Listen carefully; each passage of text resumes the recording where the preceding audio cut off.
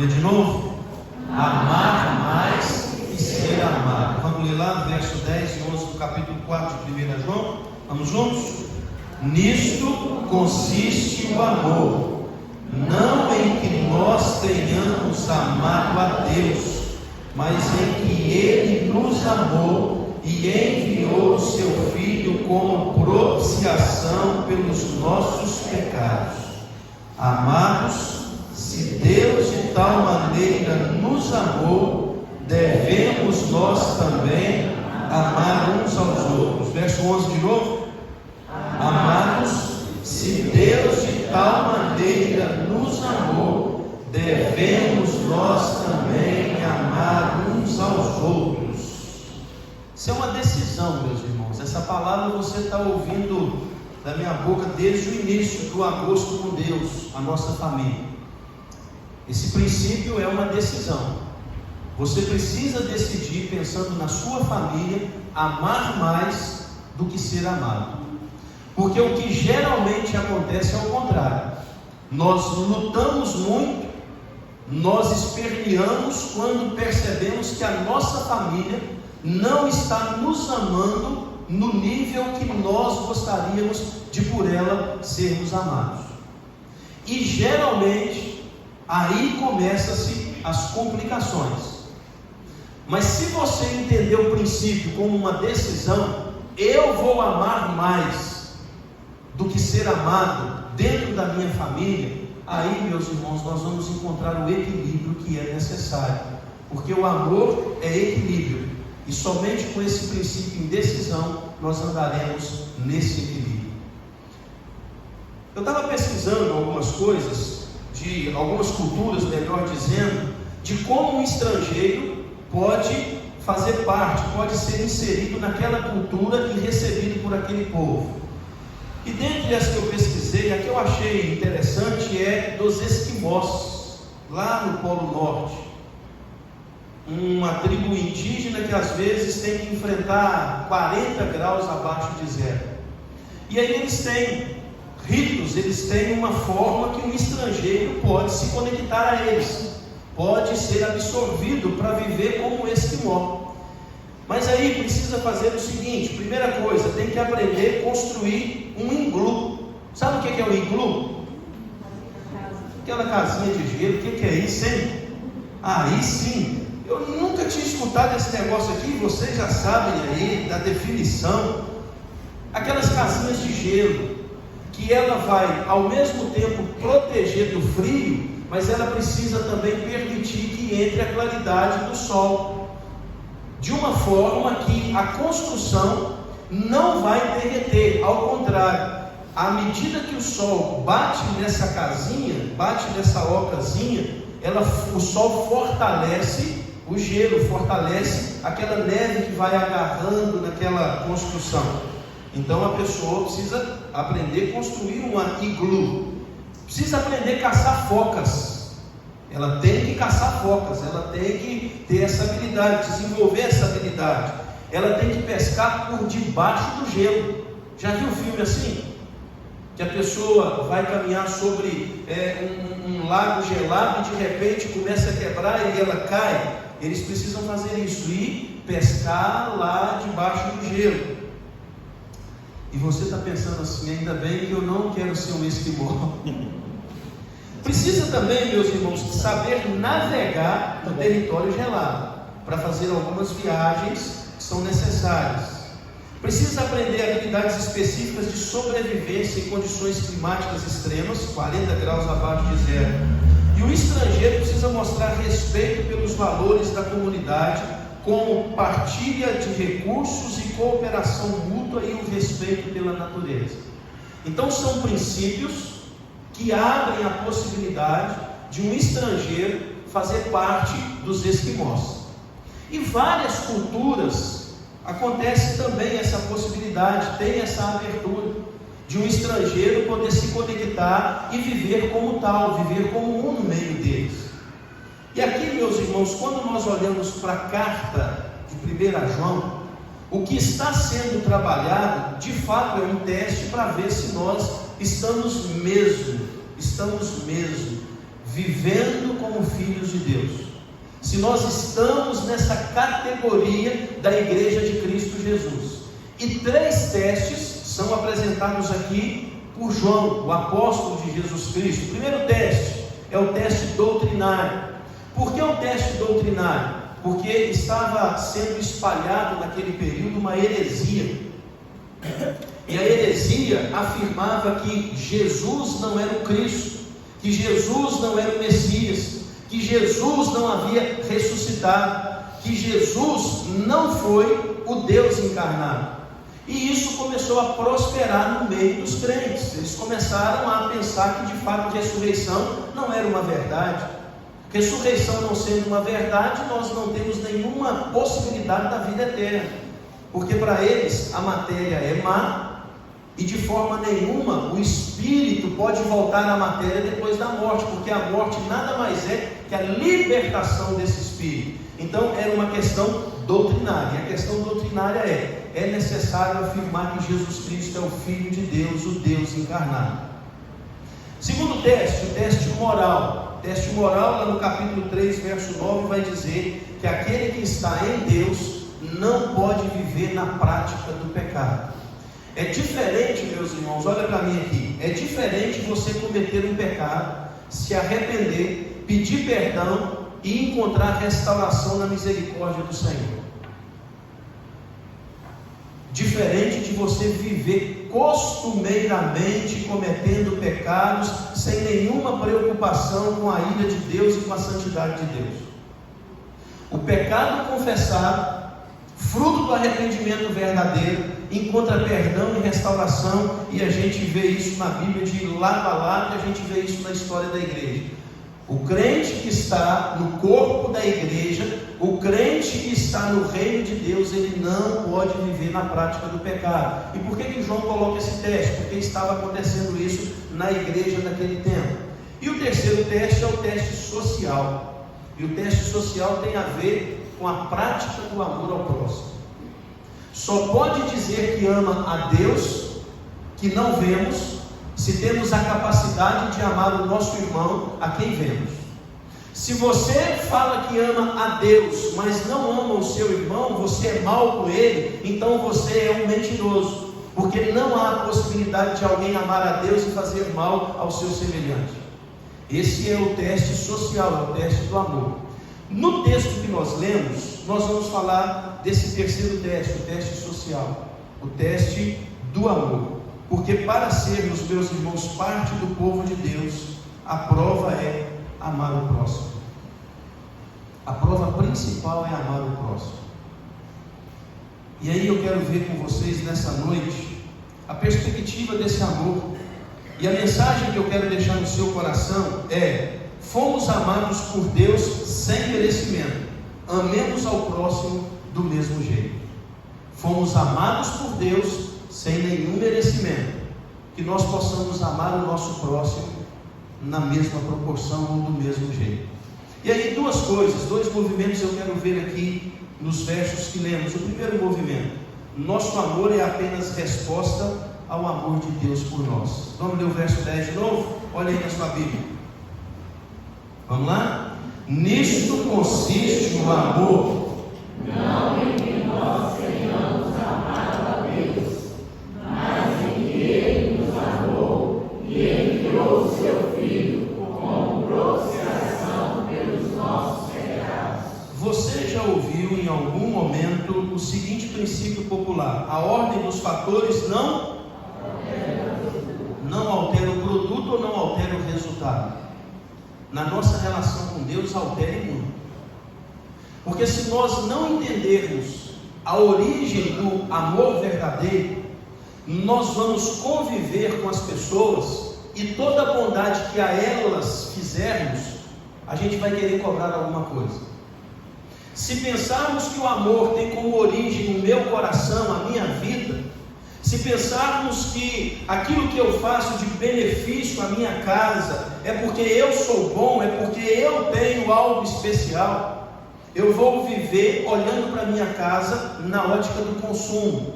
Eu olho para os meus, para minha esposa, para os meus filhos, na ideia de que eu estou vendendo ou entregando um produto para eles. Qual é o produto?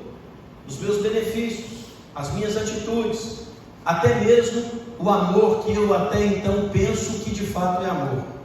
E aí eles precisam pagar por isso. Precisam pagar por isso, fazendo exatamente aquilo que eu entendo que é necessário para satisfazer o meu coração.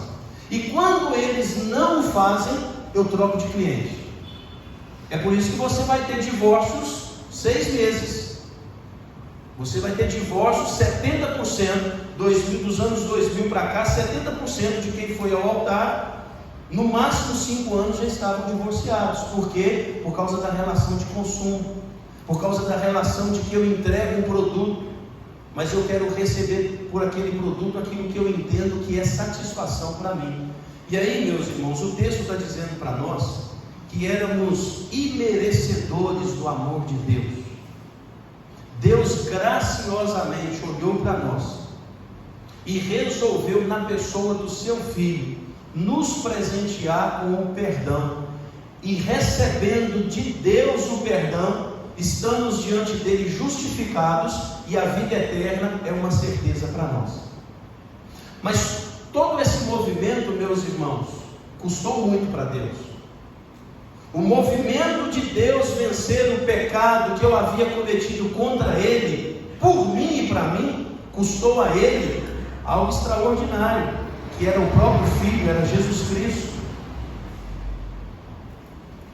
Muitas vezes a gente se relaciona com Deus como se ele não tivesse sentimentos, como que se para ele aquela quinta-feira onde o filho foi preso, naquela quinta-feira que o filho foi dilacerado, apanhou a noite inteira e teve que levar a cruz para o Gólgota, do lado de fora da cidade, sendo envergonhado, a gente pensa que Deus não estava sentindo nada, que para ele estava tudo tranquilo, que não estava saindo lágrimas de sofrimento do coração do Deus Todo-Poderoso. E olha para mim, deixa eu te dizer uma coisa. Você sabe o que é mais complicado? Não é quando você vai enfrentar um problema e não tem força para vencer o problema, mas é quando você está diante de uma adversidade que você tem força para vencê-la imediatamente. Quando Deus vê o Filho morrendo na cruz, depois de toda a injustiça feita sobre ele, Deus tinha o poder, meus irmãos, de um sopro. Deus tinha o poder de um pequeno movimento, organizar aquela bagunça toda e livrar o filho dele daquele mal, livrar o filho dele daquela maldição, livrar o filho dele do sofrimento. Talvez eu e você já fizemos isso pelos nossos filhos. Eles estão indo para algum tipo de problema e a gente pula na frente e abraça para não permitir que isso aconteça. Deus, ele permitiu porque era uma necessidade, mas a necessidade não era dele, a necessidade era minha, a necessidade era sua. E quando nós olhamos, meus irmãos, para o que João está afirmando para nós, entenderemos que o amor de Deus satisfaz as nossas necessidades. Porque se assim não for, eu vou buscar satisfação em outros lugares e em outras coisas. Sabe qual que é o problema da nossa relação com o amor? É que a gente dá ao amor o título de sentimentos, que ele começa do nada, e ele cresce, mas ele ao mesmo tempo pode acabar. Deixa eu dizer, paixão não é amor, sentimentos não é amor. Paixão é alguma coisa que você se encanta de uma forma momentânea, mas isso pode ir com o próximo vento que vem. Sentimentos é alguma coisa que muda. Você, quando lá na adolescência, na juventude, gostava de alguma coisa, aquilo era vida. Aí quando você olha hoje, você pensa, como é que aquilo ali era algo que eu participava, era algo que eu fazia. Tem gente que vestia um estilo de roupa há 10 anos atrás, quando pega uma foto e vê o estilo que se vestia há 10 anos atrás, fala assim, eu era muito maluco, né? Eu era doido demais. Porque muda. Você já mudou o gosto com relação à comida. Uma época você não gostava de comer aquele determinado alimento, daí a pouco você experimenta e você fica apaixonado. Eu era apaixonado com o Atlético Mineiro.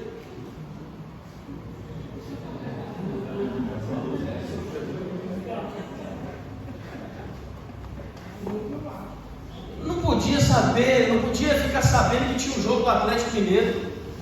Ia lá, ia ver o jogo. Meus irmãos, hoje ele pode estar jogando a final da Libertadores. Estou nem aí, porque para mim futebol perdeu a graça. Mudou o sentimento. Eu não vejo mais jogo do Brasil, não acho mais interessante, até que coloque um ponto final na vergonha que é a CBF. Mudou o sentimento. Agora amor não. Amor você tem que ir para a cruz, e você vai ver na cruz o amor embrulhado de pele. Você vai ver na cruz alguém que está morrendo por amar quem não merecia. Você vai ver alguém entregando quem ele era, um ser perfeito, para dar vida a seres imperfeitos, para mudar radicalmente a minha história, a sua história, e mudar radicalmente a história da nossa família. Então, meus irmãos, o ponto original do amor que a Bíblia trabalha é Deus. E olhando para Deus, nós vamos definir o amor como algo que se constrói à medida dos relacionamentos. O amor é compromisso. Porque quando você faz um compromisso com o cônjuge, você precisa ser fiel a ele. Você não pode ficar indo de acordo com o vento. Você tem um compromisso de zelar, de cuidar, de manter. Você tem um compromisso de andar do lado. O amor é algo que se constrói, às vezes com ventos a favor, às vezes com ventos contrários. A grande questão é que se eu entendo que o amor é um compromisso meu com a minha esposa, com os meus filhos, com a minha igreja, com o meu próximo, eu vou entender que o mais importante é amar mais do que desejar ser amado. Eu vou entender que o amor é o melhor investimento que eu vou dar para a glória de Deus na vida do meu próximo. Que o meu próximo é esse ambiente do meu melhor, do meu sorriso, da minha alegria, de às vezes abrir mão do meu direito para que ele possa subir um pouco mais. E a gente vai vendo isso na relação de Jesus com os discípulos. A gente vai vendo isso na relação de Jesus com cada pessoa que foi se encontrando com ele. Agora, qual é o problema do nosso tempo, meus irmãos? O problema do nosso tempo é que a gente tem visto a inversão.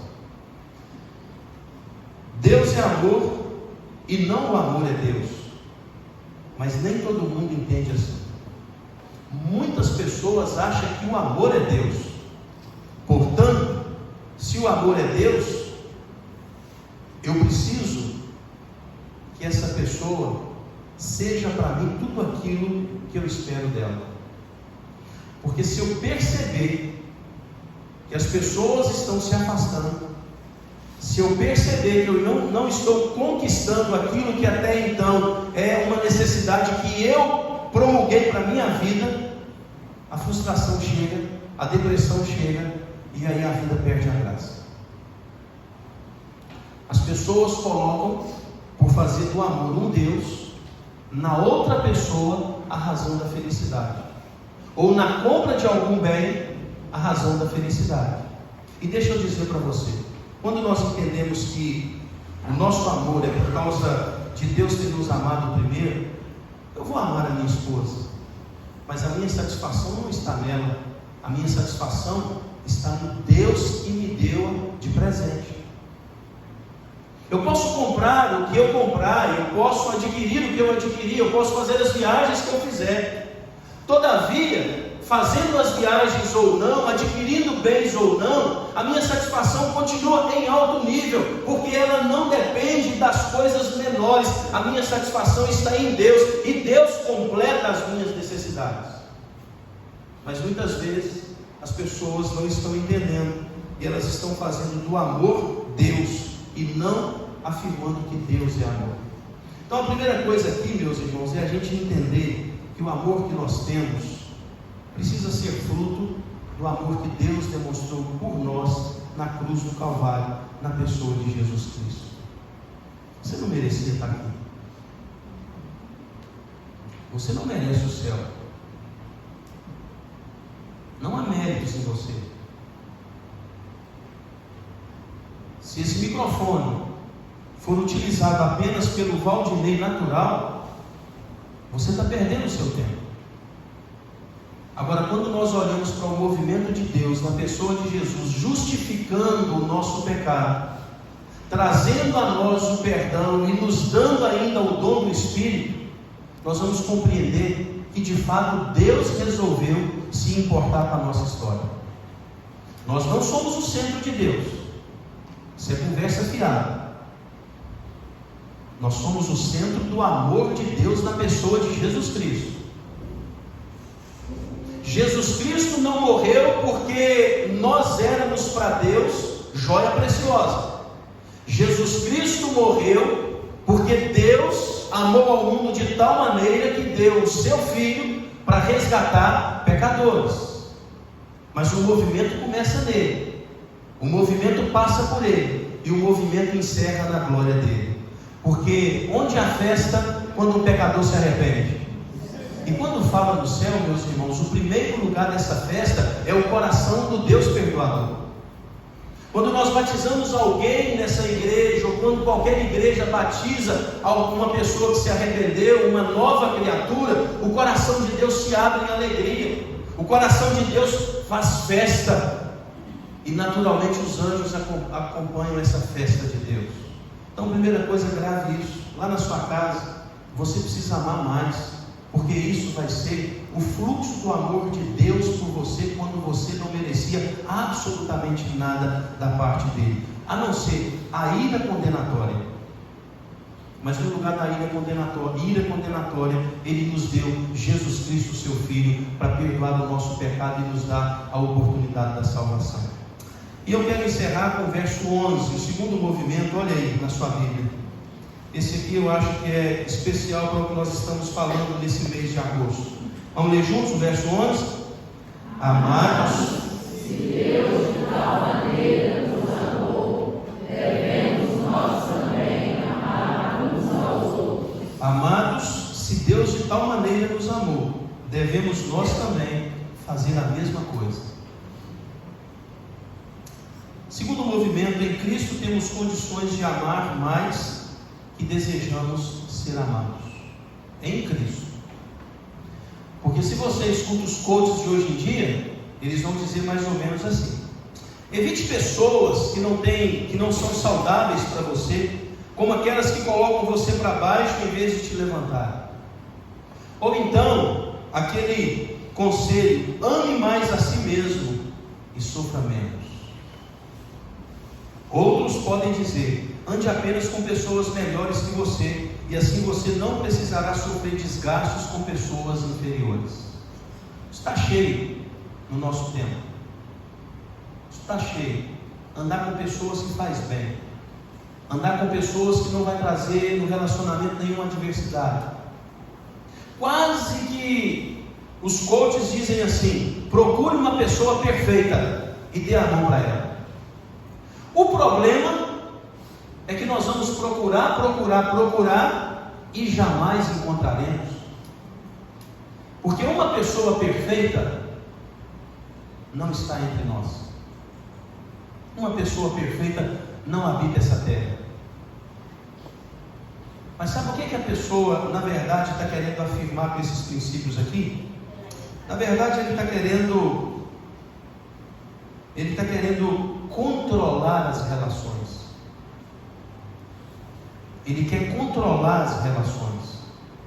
Ele quer pessoas que não dê a ele nenhum tipo de confronto, nenhum tipo de palavra contrária, porque ele quer controlar as relações.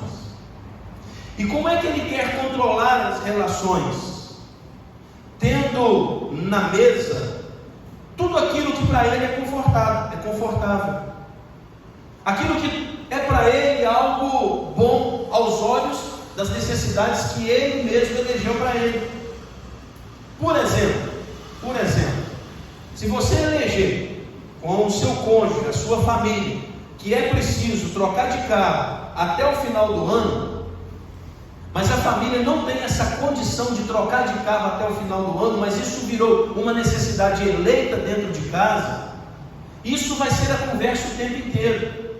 E chegando ao final do ano, não acontecendo isso, vai ter problema no contexto da família. Por quê? Porque a necessidade se transformou em algo pecaminoso. E esse algo pecaminoso vai deixando marcas no meio do caminho, no meio das relações.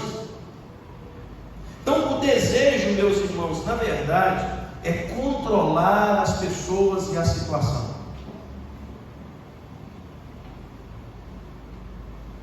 Quando estamos falando de amor, geralmente estamos nos referindo do amor que queremos receber, não do amor que queremos entregar. Presta atenção para você ver. Presta atenção. Quando nós falamos de amor, nós vamos conversar com alguém sobre amor. Geralmente, da minha parte, vai sair a ideia do amor que eu quero receber. Aí eu defino esse amor do jeito que é bom para mim. Raramente eu vou numa conversa sobre esse princípio de amar a partir do amor que eu quero entregar para outra pessoa. Por quê? Porque eu quero ser mais amado do que amar. E aí a gente olha para Jesus. Como é que foi a relação de Jesus? Por muitas vezes, ele fez aquilo que ele falou no Sermão da Montanha. Por muitas vezes, Jesus amou mais, mesmo sendo rejeitado. Por muitas vezes, Jesus orou por pessoas que estavam perseguindo. Jesus, em momento algum, perdeu o controle dele mesmo. Jesus não perdeu o controle dos sentimentos e das emoções dele mesmo. Por quê? Porque quando você resolve amar mais do que ser amado, você não perde o controle das suas emoções. Porque o ato de ser amado não está debaixo do seu domínio, mas o ato de amar está sob o nosso domínio. A resposta que a minha esposa vai dar a alguma atitude, eu não consigo controlar, é ela que vai apresentar. Mas a contra-resposta está sob o meu domínio. Aí eu posso dar uma contra-resposta olhando para as Escrituras. A ideia, meus irmãos, aqui para a gente ir para a conclusão, é olharmos para o que o texto está dizendo. Quando nós estamos em Cristo, um princípio precisa acontecer em todo o tempo: o crescimento, a progressão, a maturidade espiritual. Para que eu possa amar mais do que ser amado, eu preciso ter maturidade espiritual. Tendo maturidade espiritual, qualquer coisa, qualquer realidade que vier, eu vou saber lidar com ela. Em Jesus Cristo, crescendo na graça e no conhecimento, fazendo aquilo que muitas vezes você, mulher, faz quando vai limpar a casa. Você varre a casa, e aí então você vem com um balde com água e algum produto de limpeza, e você pega a vassoura com aquele pano de passar no chão, e você faz o quê? Você coloca aquele pano dentro do balde, e quando você tira, o que acontece? Quando você tira o pano daquela água, o que vai acontecendo? Vai pingando para todo lado, não é? Quando você está em Cristo, você vai desaguando amor sobre a vida das pessoas que você se relaciona com elas. Você é uma esponja que suga, mas que não contém, que derrama, uma esponja que vai fazer algo para fora dela mesma. A ideia do amor em Cristo e o nosso crescimento em maturidade espiritual é fazer isso. Eu me lembro quando eu estava na escola, já tinha inventado aquele salgadinho, como é que ele chama? Gulosito. Você já tentou lá na escola abrir um gulosito na hora da aula, tentar abrir escondido dos colegas e do professor? Já tentou ou não? O que acontece? O problema não é o barulho da sacola, o problema é o quê? O cheiro daquele negócio. Você já tentou esconder uma mexerica daquela pequenininha de alguém, porque só tinha duas e você descascou debaixo do banco? O que aconteceu? Um cristão jamais vai viver escondido, todo mundo vai perceber a sua presença. porque é um cristão que desarma amor sobre a vida das suas relações. Jesus Cristo jamais passou desapercebido de qualquer ambiente, porque onde Jesus chegava, estava chegando os pés formosos que traziam alguma novidade para a vida. Meus irmãos, quando nós estivermos indo para a nossa casa, a gente precisa chegar igual um gulosito. Igual um gulosito. Igual o sapato do pai de uma criança de 2 anos. O pai viaja, o trabalho dele está embutido em algumas viagens, e aí quando o pai chega, o filho não percebeu que o carro estacionou, mas quando o pai dá o primeiro passo depois do portão na escada, o filho já detectou: o meu pai está chegando, porque esse movimento aí, esse toque de sapato, não lembrei a palavra aqui agora, isso é do meu pai, é inconfundível. Aí o filho se abre para receber o pai, ele vai para a porta, e o pai vem, abraça o filho e dá um presente para ele, e ali, meus irmãos, é um encontro extraordinário. Um cristão não pode chegar em nenhuma relação sem ser percebido, porque quando eu entendo que Deus me amou primeiro na pessoa de Jesus Cristo, e que eu preciso amar em Cristo o meu semelhante, meus irmãos, eu quero chegar para causar benefício sobre a sua vida, causar benefício na minha casa, causar benefício no meu cônjuge, causar benefício nos meus filhos. Mas para isso eu preciso dessa decisão: amar mais e ser amado. E eu concluo: se estamos em Cristo, nós vamos amar como Ele amou. E o amor dele foi capaz de dar a vida por quem ele amava. Só relembrando, o preço do verdadeiro amor é a vida, e se necessário, morrer. E quem paga esse preço não é quem é amado, mas é quem ama. E se você olhar para a cruz do Calvário, você vai ver alguém que amou de uma forma incondicional, que deu a própria vida por causa dos amados. Esse precisa ser o movimento do marido sobre a vida da esposa: amar como Cristo amou a sua igreja, ao ponto de morrer por ela. A esposa deve ser submissa ao marido em amor, assim como a igreja é submissa a Cristo. Os pais precisam lutar para não colocar ira no coração dos filhos, ao contrário, ensiná-los o caminho do amor sacrificial, ensiná-los o amor do Evangelho, para que quando eles crescerem, tomarem as melhores decisões. E os filhos precisam honrar os pais, porque isso é bom diante dos olhos do Senhor. Os filhos precisam abraçar os pais, acolher os pais e não levar tristeza ao coração deles. Mas tudo isso, meus irmãos, é se houver essa decisão de amar mais do que ser amado.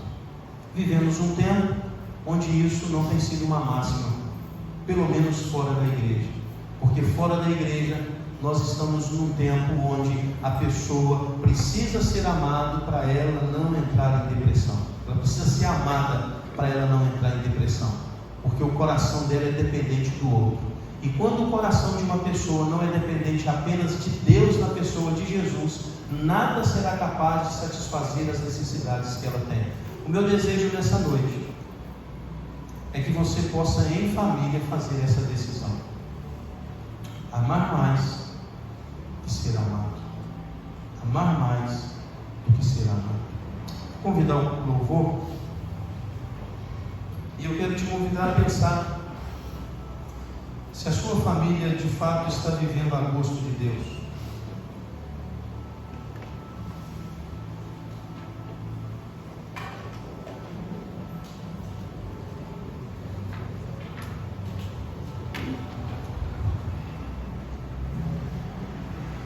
Se a sua família está vivendo a gosto de Deus. Como é que está a sua casa? Como que estão lá os relacionamentos? Você, como é que estão os seus relacionamentos? Como está o seu coração? Vamos ficar de pé?